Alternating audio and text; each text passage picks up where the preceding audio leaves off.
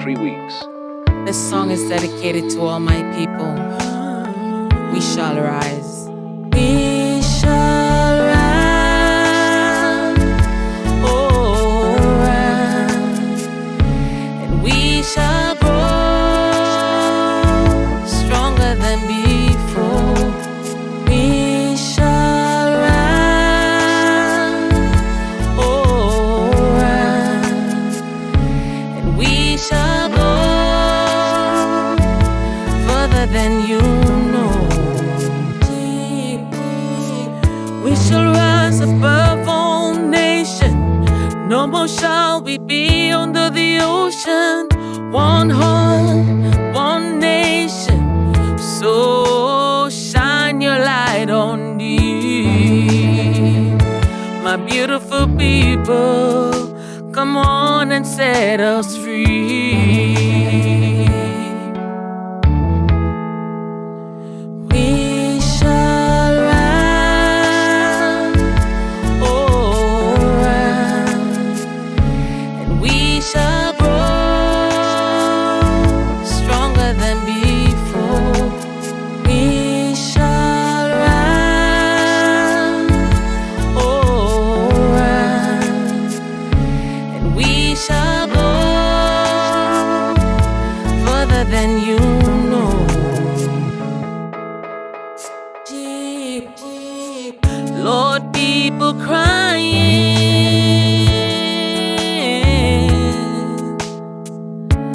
calling for their Savior. Lord, can't you hear us? Can't seem to find a way home.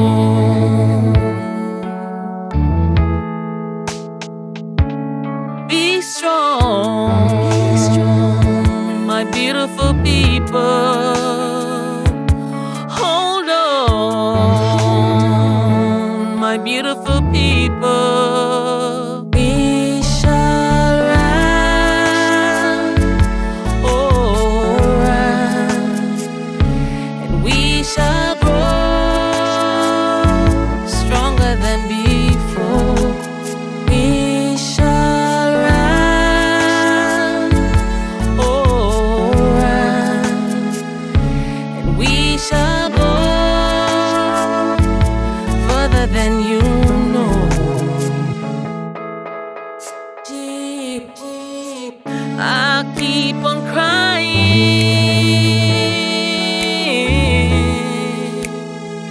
I keep on crying. Can't seem to find a way home. Can't seem to find a way home.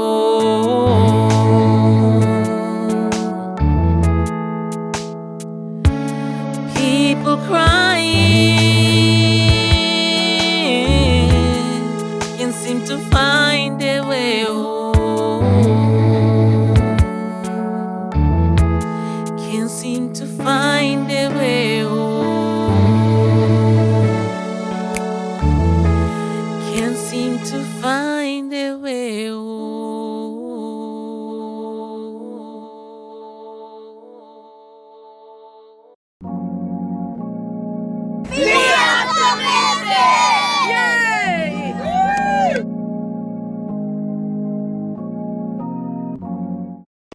The Optimist Show is about news, information, entertainment, and activism.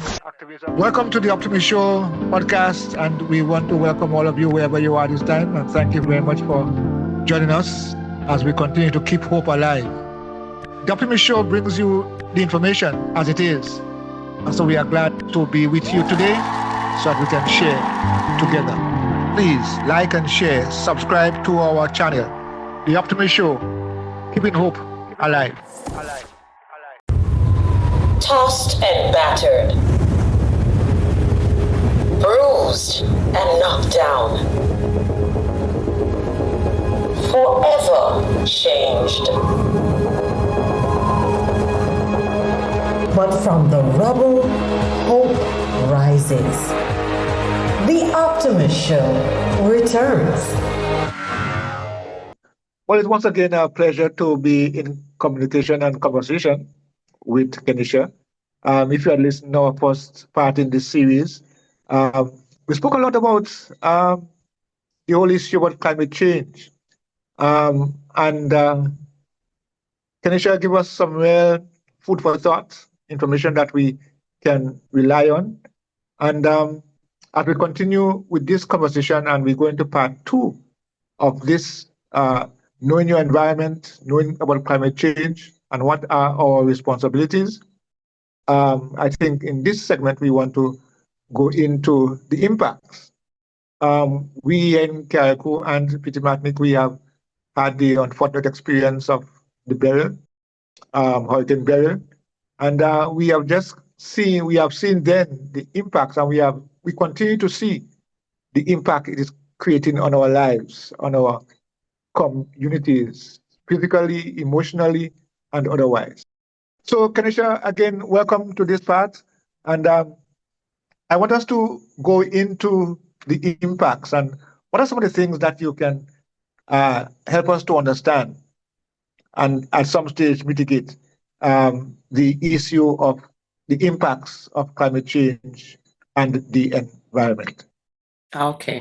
And thank you for being back for the second part of this series. And as you said, we're looking at what we consider impacts of climate change. In the first series, I spoke about the economical factors that gets affected through to climate change and global warming. I'm not going to go in depth, but I'm just going to touch a little about it on the agriculture. For example, the impact of climate change on agriculture is far-reaching.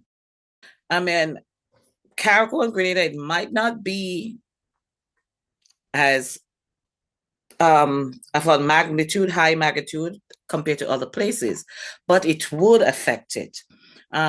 For example, when the water pattern change, you have like flooding and drought. The season gets altered, decreasing food production, because even home in Grenada, I understood that since after Beryl, a lot of the produce that you would have got prior to Beryl is not there because of the destruction and devastation that happened when the hurricane came.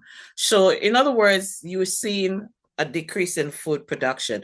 Like I was trying to get a bottle of honey from which I get my honey from home all the time.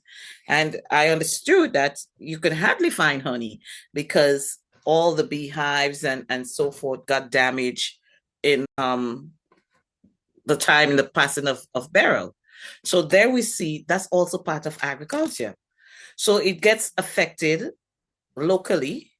And if there are some global market for some of our produce that is grown in Grenada, or some of our vegetables and the fruits that is grown in Grenada have to be exported, that also gets affected. So in other words, everyone gets affected locally and globally. If it's a factor that the country is dependent on agriculture for export, and when a hurricane comes, you get major loss. So with those major losses comes major loss in income, and the economy becomes a little bit unstable, and you might get food insecurity. Even here in the United States, when it snows and so forth, some of the farms would have losses as well from the frostbite and everything like that. So there are different factors that contribute to it economically, for example, agriculture. So as said before, I spoke about that, so I don't want to really go into much, but one of the other things that we have to be cognizant and also know the energy costs. Energy costs. And when I say energy costs, I mean because when the temperature is so high because of the climate and the environment, now there's a demand for increase of energy. Everybody wants to stay cold or cool. So obviously, if it's too hot, you would have to plug in your fan. Or for those that have AC, you would have to plug it in. Eventually, more energy leading to higher electricity costs. You have to pay that. At the same time, the extreme weather events like hurricane that we have in the Caribbean and stuff like wildfires out here can damage power grids. Example, Beryl, all the lines were down, and there was a while before the lines could be restored to give you power. With that done, what's going to happen? A cost going to come up again to get this power lines and everything that it takes to get it running again. So how you look at it, there is a cost factor towards it, and that's what we call energy costs. Eventually, there's going to be a strain on the energy infrastructure, because that will mean now to withstand this kind of hurricane. Beryl was like a category 4, almost a category 5. It was like a few under for category 5s. It's going to be a cost factor to upgrade and to repair and to make sure that it's efficient to supply the entire country. So there are so many things that get impacted because of climate change. Another thing that we might not think is important because we pay no mind to it is displacement and migration. Rising sea levels. Sea levels are rising at a rapid rate. With the frequent storms and hurricanes coming, people will be displaced, especially in lower coastal areas where they get damaged. The Caribbean might not be so much impacted, but then again, we cannot say never, because the way this hurricanes are coming now, and the way that our climate has been taking a beating, nothing should be written out. And because of this, people would tend to, okay, I cannot stay here anymore because it's not conducive, it's not safe for me. So you have displacement, and people might want to migrate to another area. So then you see a decline in the amount of people there. It's not of a big issue, a major issue, but it's part of it. Then another thing that might be a big issue along with energy costs is insurance and infrastructure. Now, Milton, if you want to build a house and you want to have a house that is going to withstand the hurricane, category 4 hurricane, now you would have to get the best insurance to cover you. You build your house for how many hundreds of thousands of dollars, and you don't want your house to be blown down in the next hurricane. So you would have to pay the cost of the insurance to keep it. So insurance costs get higher. Your face is like a high insurance just to get a payout for your property damage. So these are all of the things, and your premiums goes up as a homeowner. I could imagine probably for the people that had insurance before, now with burial past and the damage secured, the premiums probably gone up. Mm. And then other things like our roads get damaged, because I'm sure a few roads would have gotten damaged, water and from the flooding damages and everything like that. So those are some of the things that we have to take into consideration that impacts the environment because of climate change. So as I see again, the agriculture gets impacted, energy costs hit the roof because it's so hot now. You want to stay cool, you have to put on fans and AC. Displacement and migration, and then insurance and infrastructure. So those are mostly like an economical standpoint to climate change or global warming effect and the impact it has on the environment. But at the same time, we have to look at the physical to it as well. And when I say physical, I am talking about the health effects, what the natural disaster do to us, and water scarcity and all these things, because these are part of the impact that it has on the environment.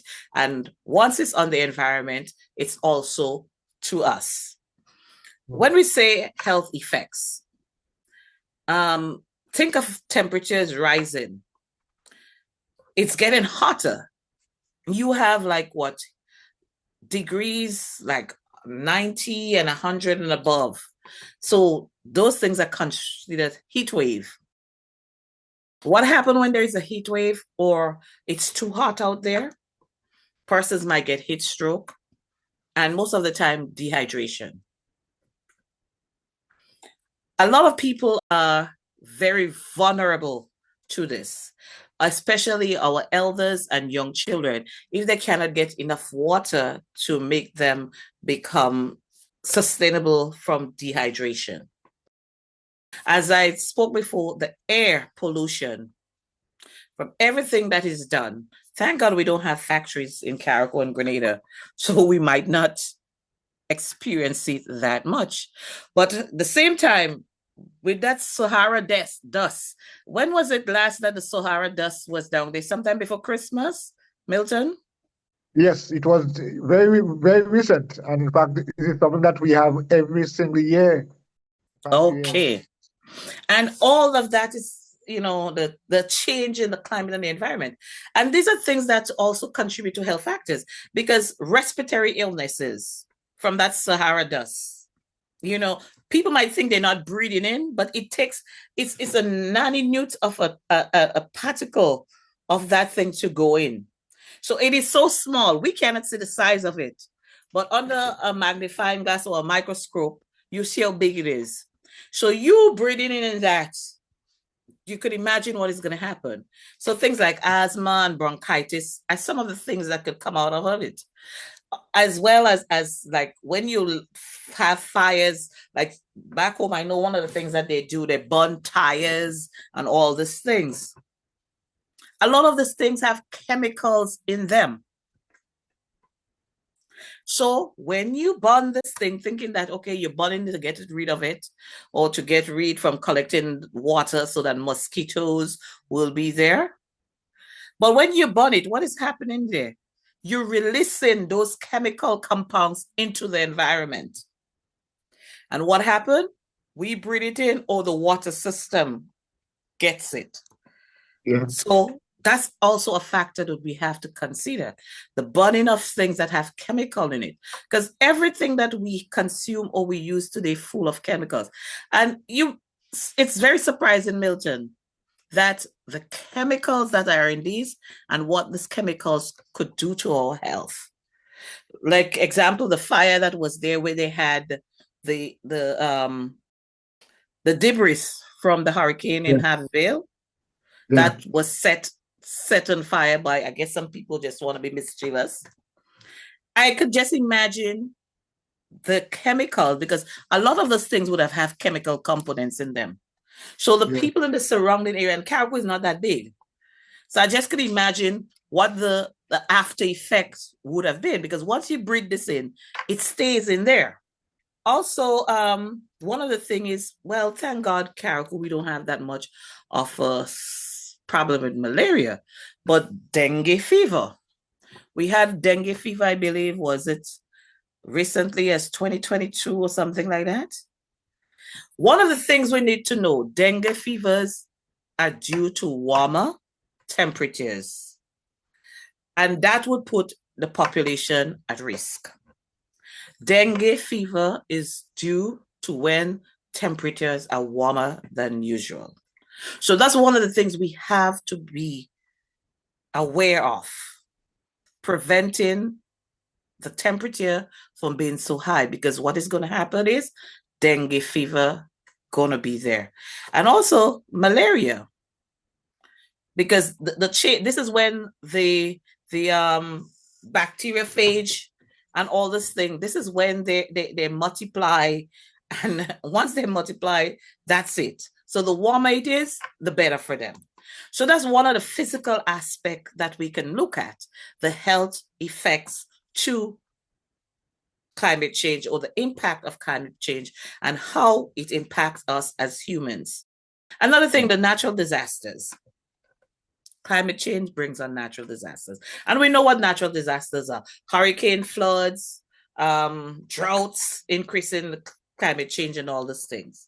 And one of the things that we have to know that disasters not only cause immediate harm to the population by destroying homes, infrastructure, and life, but also the long-term health effects. I'm going to repeat that again. Disasters do not only cause immediate harm to populations in terms of destroying homes, infrastructure, and lives, but also the long-term health effect. And when I say that, for example, burial, a lot of persons have never experienced a category 4 to see their house gone and so forth. Mental health disorder, like PTSD, especially our children having to go through that.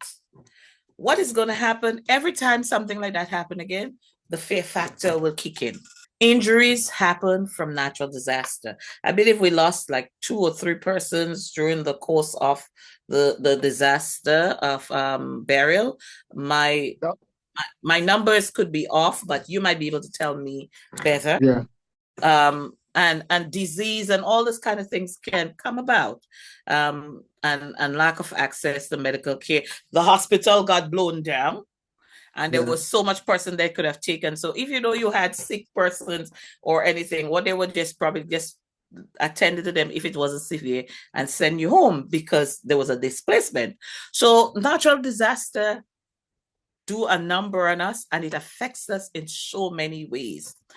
Also, we have to also understand water scarcity, because these are the impacts on the environment, but also on us. I believe last year, just before or prior to burial, they were having drought and water issues and problems going on. Climate change contributes to that. And one of the things I know and I've learned is the erratic precipitation patterns in the climate. In the environment, it brings on drought. So once you have water scarcity, who gets affected? Humans, agricultural production, sanitation, and the economic loss and health risk.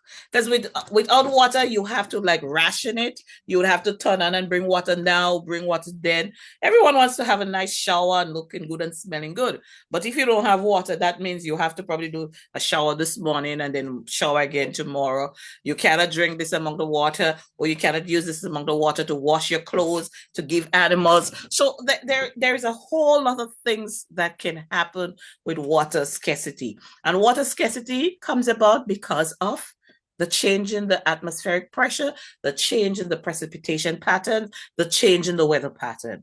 So these are all the impacts that we have on climate change. There are other things which is not so much of a major impact, but it impacts us. The social inequality, poverty in some areas because of that, the biodiversity loss. But I want to touch on something mostly mental health. Mental health. Living through a hurricane is no easy task. It takes a toll. And I'm surprised that a lot of people might think they don't have a mental issue, but they do. Because just witnessing all this devastation that took place, a lot of people do. And I just hope that there's going to be a way that this kind of help could be given to them for trauma and anxiety, because they would have to live their life through this. And every time they tell the story of what happened, it unearths something within you, your mental state, your psychological state. It has a long-term psychological effect.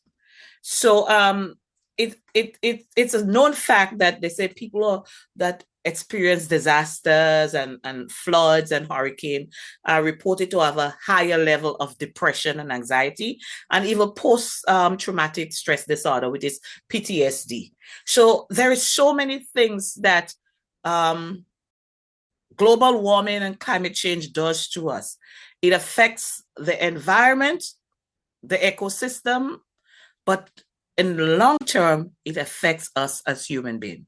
So I just wanted to touch on that into the second series of some of the things that can happen and what happened that affects us tremendously in so many ways. And I just want to reiterate again, the economical factor, agriculture, energy costs, displacement, migration, insurance and infrastructure, the physical aspect of it, the health effects of the heat wave and dehydration. People might even die from dehydration, especially our elderly and young people. Thank God, home, I don't think it's that serious, or it has been of that nature. But if we continue to do the things and to be part of the destruction of the environment and ecosystem, who could tell what's going to happen in the next 5 to 10 years? They're going to be severe effect to how we live. And if we're going to be having this drought over and over and over, it's going to get to a point where we're going to be running out of water. And what else is going to be happening to us when we don't have the things that we really need? So people need to remember, when we think about our climate and we think, oh, I'm just burning this, or I'm just doing this, I'm just throwing this plastic out, I'm just doing all this, it's not going to affect the environment.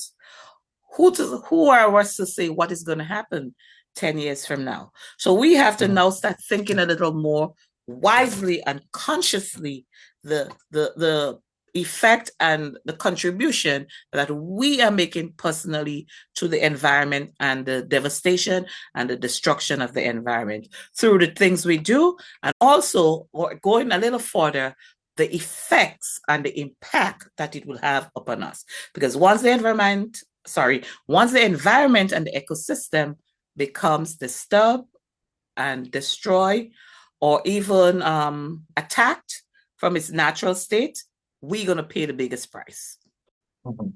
Well, I mean, this again, as I've said in the previous series, again, I feel as though I'm in a class, and I know a lot of the viewers sitting, looking at and listening at the information would also feel that they are in a class. But you know, one thing I want to observation I want to make is that about the impact.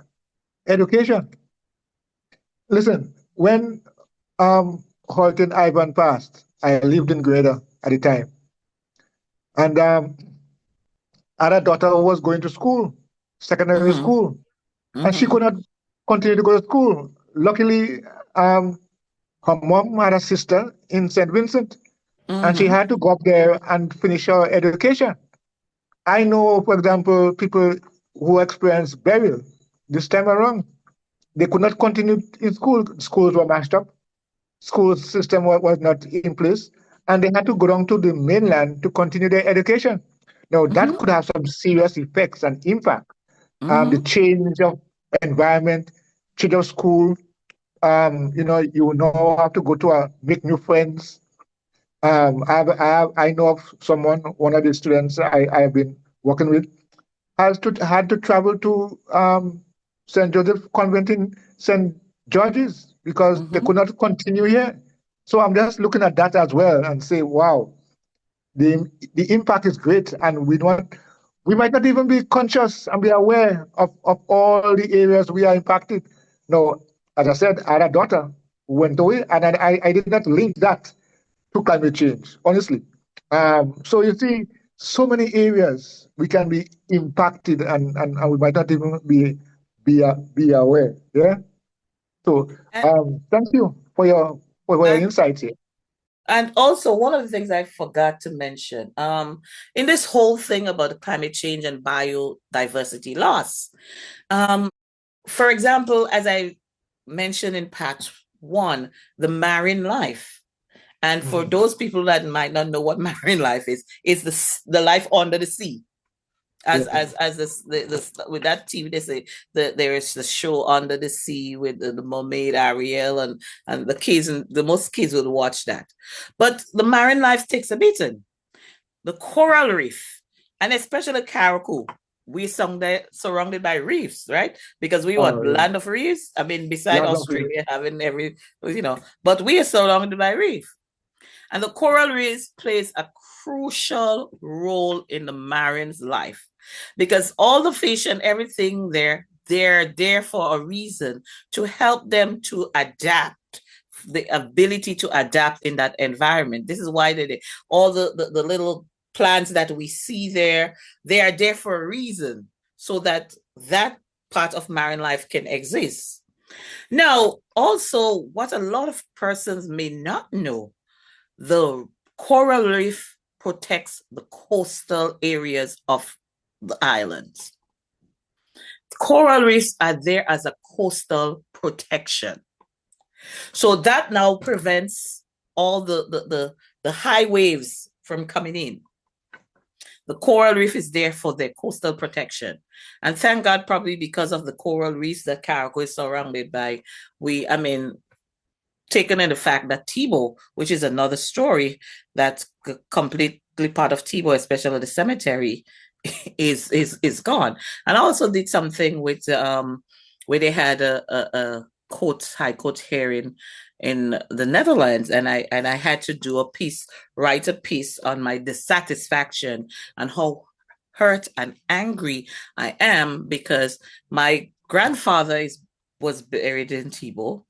My grandfather, mother, and father was buried there, and then I have other relatives, distant relative. But now, if I go home, I can go to the cemetery in Volvers and visit my grandmother's grave, and visit my mom's grave, my aunt and my uncle, my niece, and so forth. But I cannot go to Tebow and visit them because there is no grave there. And that's all because of the destruction of the climate, sand mining, the changing climate, and the rising water temperature. There is nothing there. So I was saying to them in that stuff, is it fair to me and the other hundreds of people that doesn't have a way that we could go and say, okay, my grandmother is buried there or my grandfather is buried there? Is it fair to me that I cannot go and visit and bring some flowers or throw a little rum and water?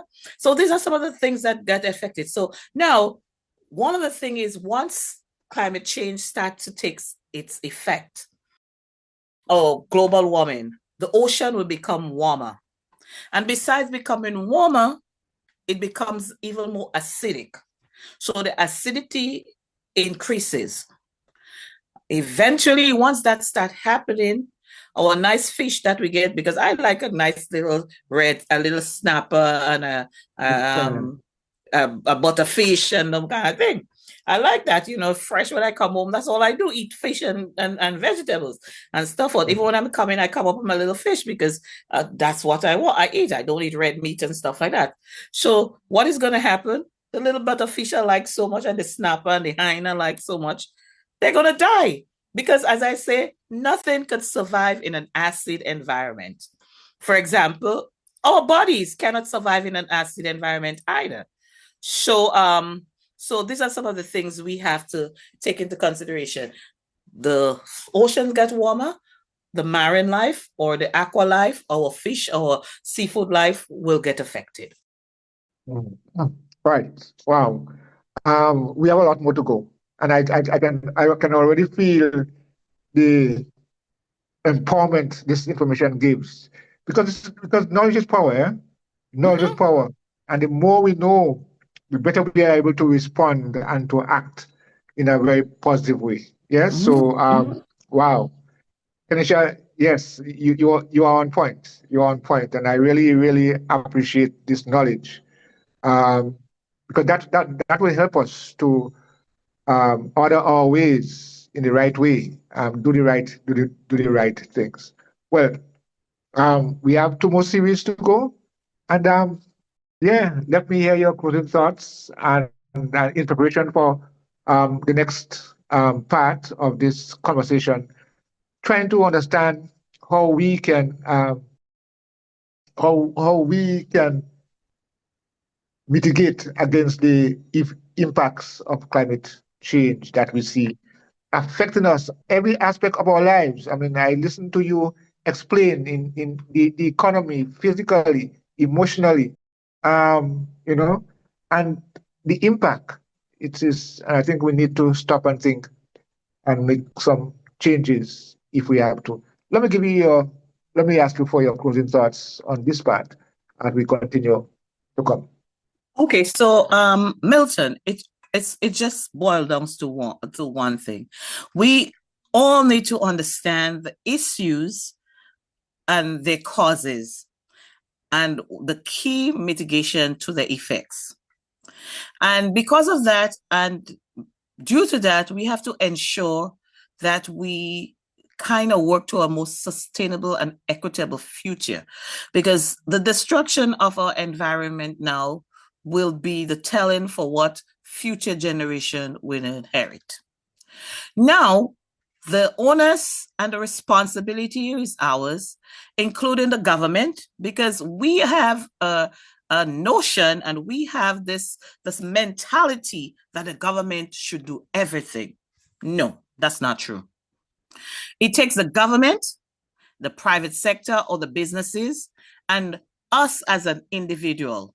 We all have some role or part to play in helping to reduce our carbon footprint. And when I say carbon footprint, the things that we do that help to destroy our environment and our ecosystem. We have to learn how we should conserve our resources. And we have to also find ways to protect the vulnerable areas and the population. For example, as I mentioned before, the deforestation.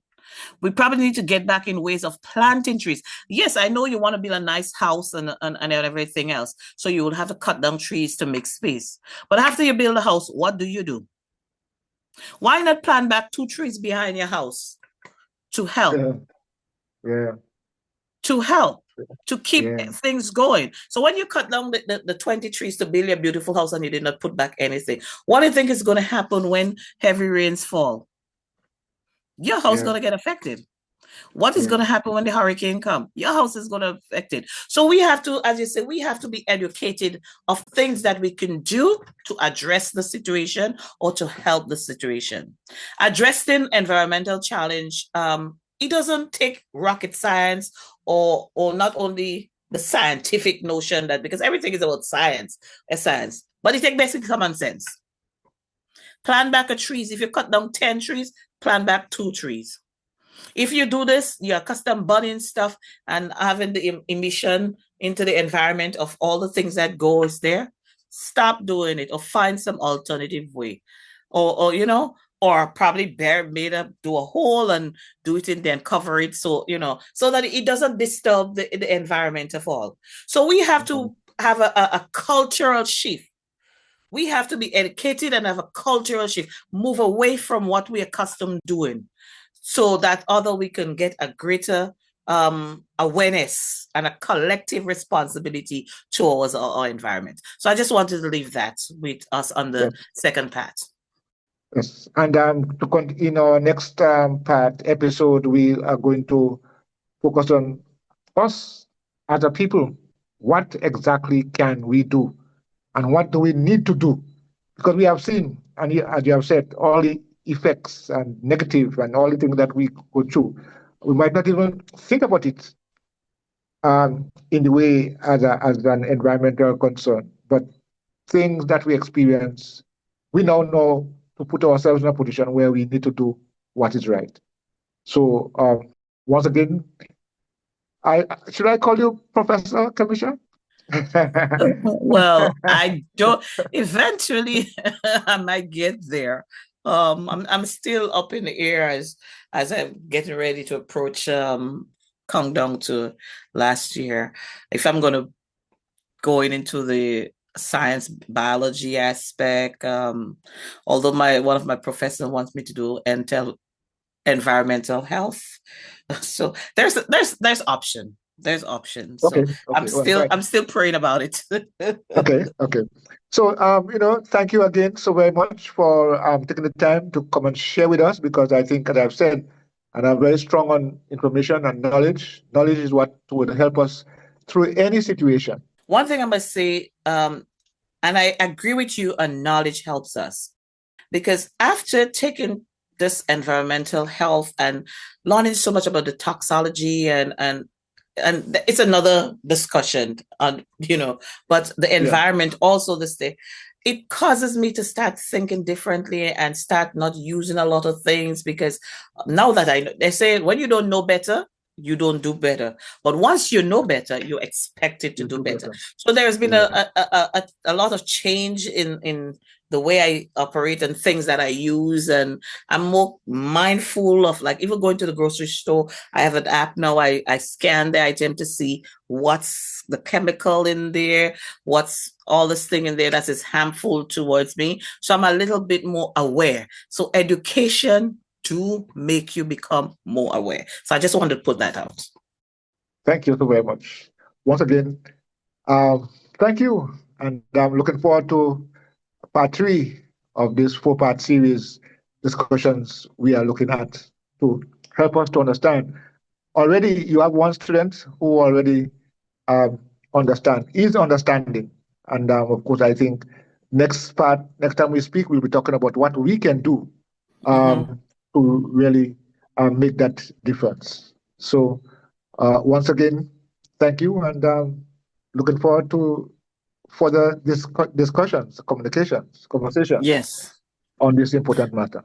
And I'm looking forward to that too, Milton. And again, thanks once again. And thank you to your tech who has been patient with us. As we wrap up and get this information out. Yes. Okay. Thank you. Okay. Bye. Bye. It's estimated 1 in every 10 people in Grenada have the sickle cell trait. Having the trait does not mean you are sick or unhealthy. Very healthy people have the trait. Unfortunately, many of these people are unaware that they carry the trait.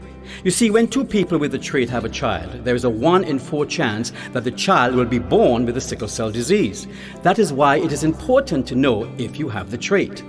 Sickle cell is associated with life-threatening conditions, and it can be very painful. You see, the body's red cells can pass freely through the arteries and veins, but the sickle cells can get stuck, and this is what causes pain.